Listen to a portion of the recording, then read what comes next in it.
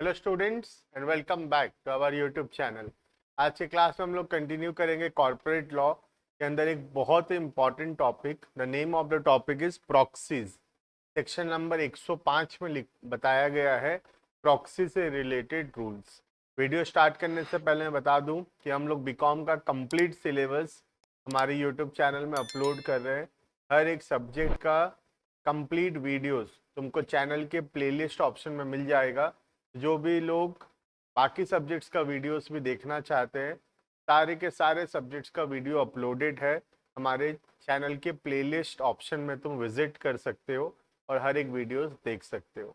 हमारा unit number 4 चल रहा है ये कॉर्पोरेट लॉ के अंदर। बाकी भी जितने टॉपिक्स थे यूनिट 1, 2, 3 के अंदर, सारे का सारा टॉपिक हम लोग ऑलरेडी अपलोड कर चुके हैं। वहीं विजिट करना है, सब्सक्राइब करना है और ज़्यादा से ज़्यादा लोगों का शेयर करना है, ताकि ये जो हम फ्री में एजुकेट कर रहे हैं ये मैक्सिमम से मैक्सिमम लोगों तक ये बात पहुंच सके। इसी के साथ वीडियो स्टार्ट करते हैं। आज का वीडियो है प्रॉक्सीज के बारे में। प्रॉक्सीज होता क्या है?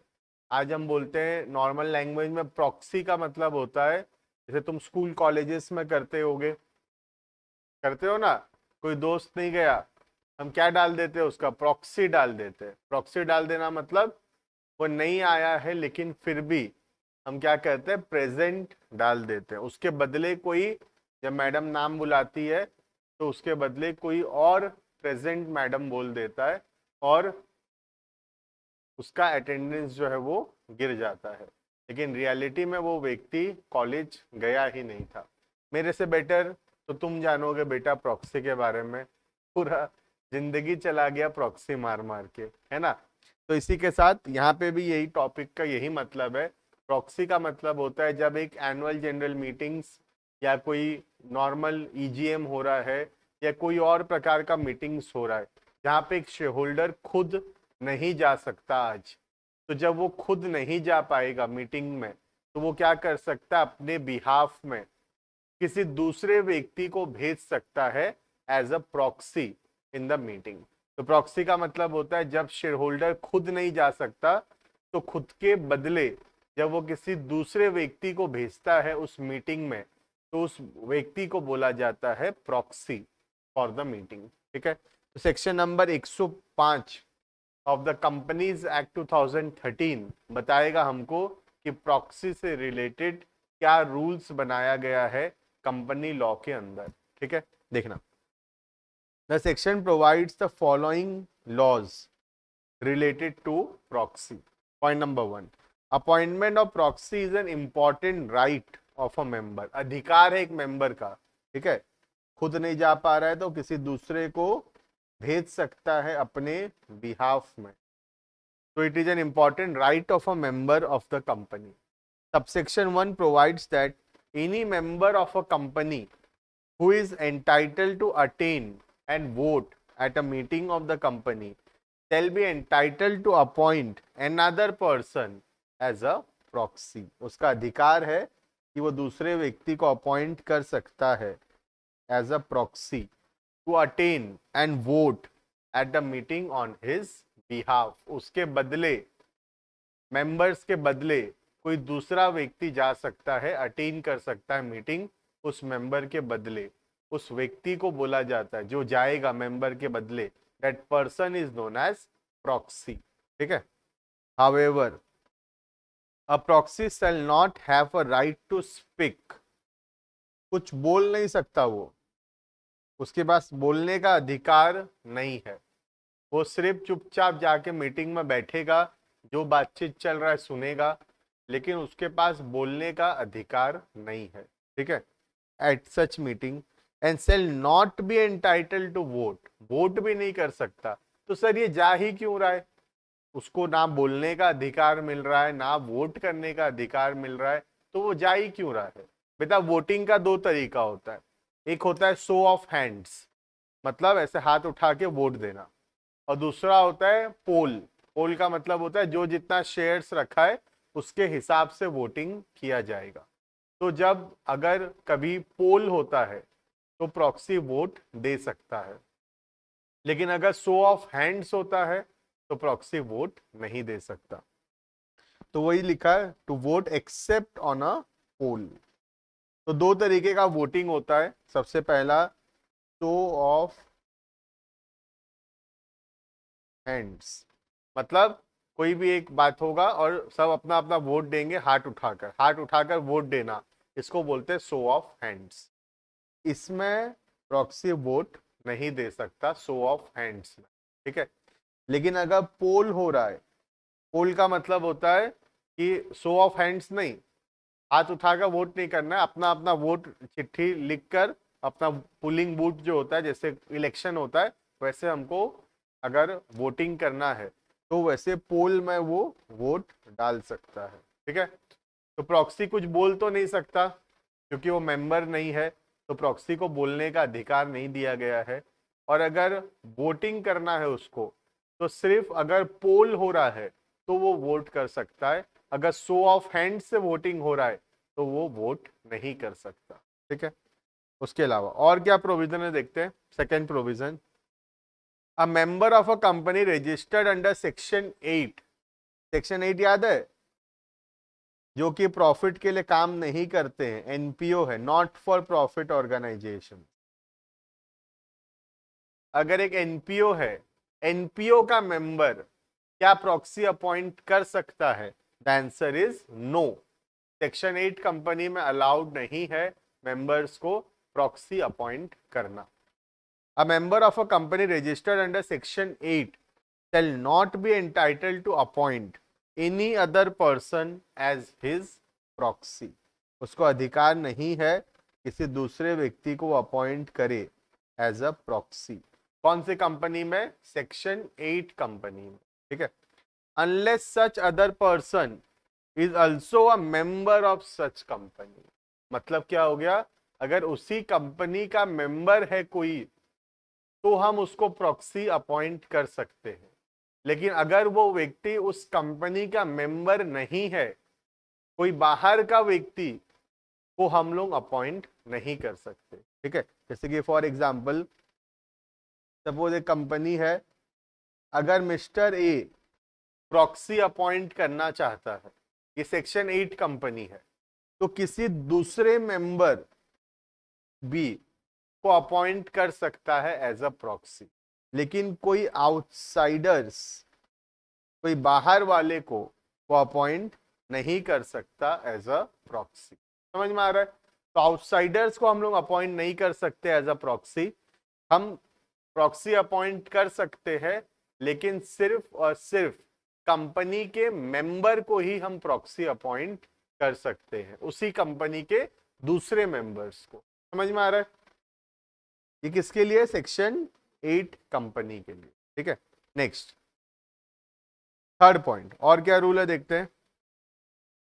अ person appointed as proxy shall act on behalf of such member और नंबर ऑफ मेंबर्स। एक व्यक्ति कितने मेंबर का प्रॉक्सी बन सकता है?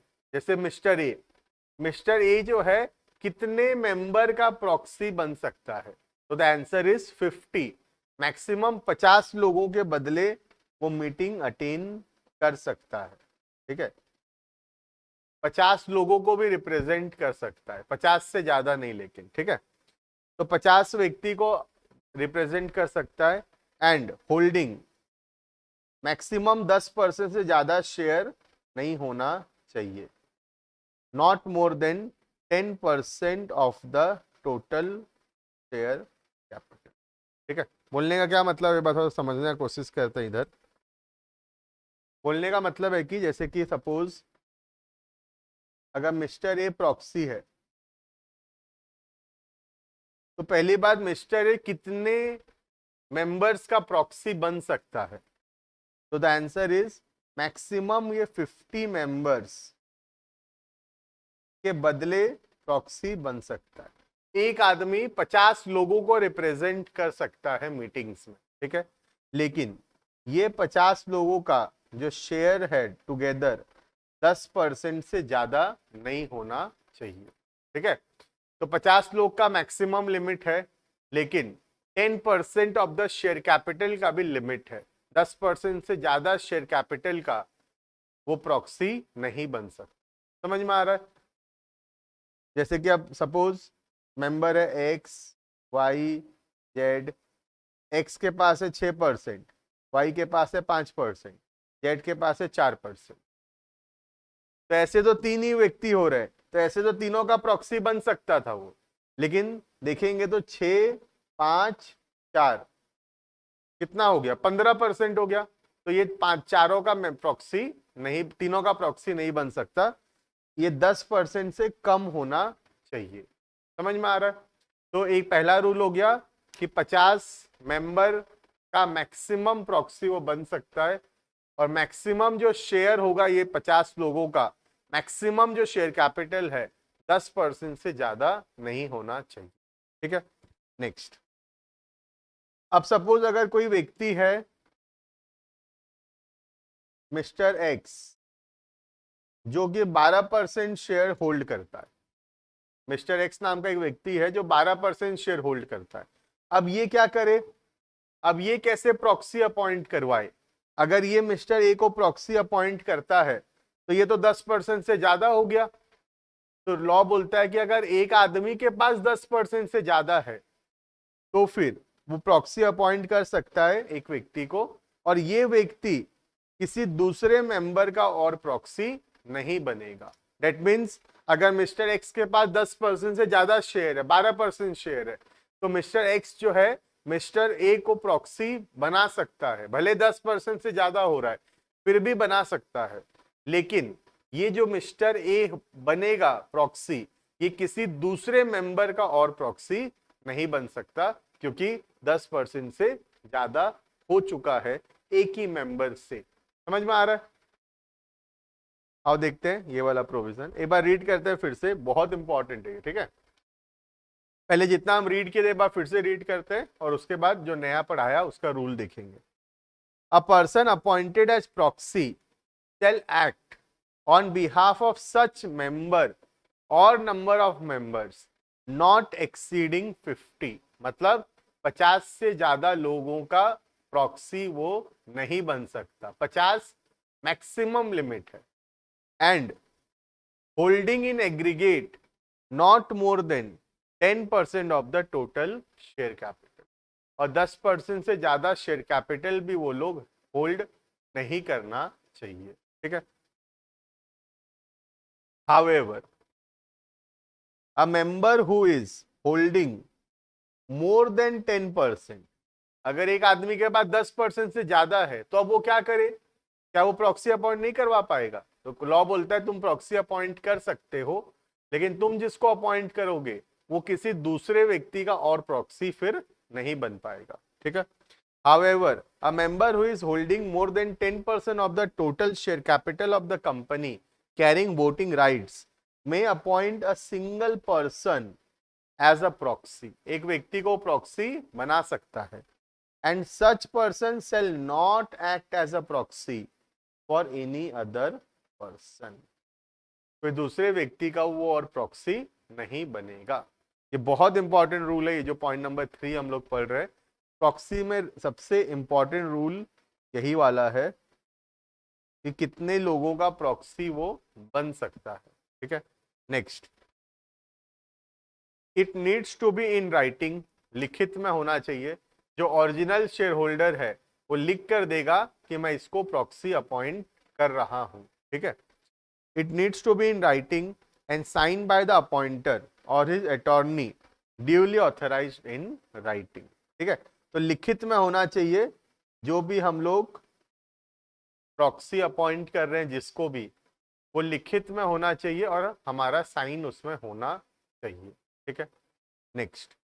Section 105 subsection 4 of the act provides that a proxy received 48 hours before the meeting shall be valid। मतलब meeting से 48 आवर्स से पहले तक जितना प्रॉक्सी रिक्वेस्ट आएगा वो सारा का सारा वैलिड होगा, लेकिन अगर विद इन 48 आवर्स आता है तो वो वैलिड नहीं होगा। बोलने का क्या मतलब है, जैसे आज सपोज लेट्स से मीटिंग है 1 मई को, सपोज मीटिंग है 1 मई को सुबह 10 बजे। तो 48 आवर्स पहले, मतलब 30 अप्रैल 29 अप्रैल 29 अप्रैल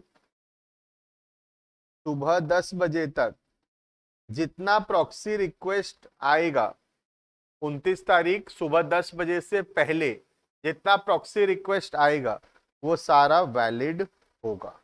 लेकिन 29 तारीख 10 बजे के बाद और ये 30 तारीख, ये इस बीच में अगर प्रॉक्सी रिक्वेस्ट आएगा तो वो सब प्रॉक्सी रिक्वेस्ट क्या होगा, इनवैलिड होगा। समझ में आ रहा है? तो सिंपल सा मतलब है, अगर तुमको प्रॉक्सी अपॉइंट करना है तो मीटिंग के 48 आवर्स से पहले तुमको कंपनी को इन्फॉर्म करना पड़ेगा कि हम प्रॉक्सी अपॉइंट किए हैं और हम नहीं आ पाएंगे, हमारा प्रॉक्सी जाएगा मीटिंग में। ठीक है, next last provision, section 105 subsection 8 provides that every member entitled to vote at a meeting of the company or on any resolution to be moved thereat shall be entitled during the period beginning from 24 hours before the time fixed for the commencement of meeting। जब meeting होने वाला है उसके 24 घंटा पहले से, है ना, and during the time of the meeting, meeting के समय, ड्यूरिंग द मीटिंग अगर वो चाहे तो देख सकता है प्रॉक्सी रजिस्टर। क्या देख सकता है वो? Proxy register. प्रॉक्सी रजिस्टर देखने से उसको क्या पता चलेगा, कौन कौन से मेंबर्स के बदले उनके प्रॉक्सी आए हैं। ठीक है, कौन कौन मेंबर नहीं आया है और उनके बदले उनका प्रॉक्सी कौन आया है। अगर हम ये जानना चाहते हैं तो हमारा अधिकार बनता है, हम कंपनी का रजिस्टर देख सकते हैं मीटिंग से 24 घंटा पहले, या फिर तुम्हारे मीटिंग के समय भी हम देख सकते हैं। ठीक है, वही लिखा है, shall be entitled during the period beginning from 24 hours before the meeting. Meeting से 24 घंटा पहले से हम देख सकते हैं, and ending with the conclusion of meeting, जब तक मीटिंग खत्म नहीं हो जाता, मतलब during the time of the meeting भी हम चाहें तो देख सकते हैं। अगर हम जानना चाहते हैं कौन कौन प्रॉक्सी आया है तो बेसिकली मीटिंग से 24 घंटा पहले प्रॉक्सी रजिस्टर ओपन हो जाएगा और तुम जब चाहो उसके बाद देख सकते हो, जब तक मीटिंग खत्म नहीं हो जाता तब तक टाइम है तुम्हारे पास। ठीक है, to inspect the proxy lodged at any time during the business hours of the company। बहुत सिंपल सा बात है, कोई भी व्यक्ति अगर जानना चाहता है, कोई भी शेयर होल्डर अगर जानना चाहता है कि दूसरे शेयर होल्डर के बदले कौन कौन प्रॉक्सी आया है तो वो प्रॉक्सी रजिस्टर देख सकता है। ठीक है, क्लियर है इतना? हम लोग वही सब पढ़ रहे हैं जो सबसे इंपॉर्टेंट है, जो एग्जाम में लिखने का जरूरत है। और भी साइड लॉ थोड़ा बहुत है प्रॉक्सी से रिलेटेड, जो रेलिवेंट एग्जाम के लिए जितना लिखने से हमको फुल मार्क्स मिल जाएगा हमारे बीकॉम एग्जाम्स में, हम उतना यहाँ पे पढ़ते हैं। मैं शॉर्ट एंड क्रिस्पिक रखता हूँ उसको, ताकि तुमको जितना एग्जाम में लिखना है एग्जैक्टली उतना ही पढ़ाया जाए। अननेसेसरीली ज्यादा इधर उधर का नॉलेज का कोई जरूरत नहीं है हमको। ठीक है, चलो, तो इसी के साथ ये टॉपिक कंप्लीट होता है प्रॉक्सीज। आगे आने वाले वीडियोस में हम कुछ बचे हुए टॉपिक्स हैं, बहुत कम टॉपिक बचा हुआ है, वो सारा का सारा टॉपिक्स हम लोग जल्द से जल्द अपलोड करेंगे। चैनल के साथ जुड़े रहना, वीडियो को लाइक करना, चैनल को सब्सक्राइब करना, दोस्तों के साथ शेयर करना, और हर एक वीडियो में डिस्क्रिप्शन में हमारा डिटेल्स दिया हुआ है, तुम उसको फॉलो कर सकते हो, जिससे तुमको टाइमली अपडेट्स मिलता रहेगा। अभी तक सपोर्ट करने के लिए thank you and good bye.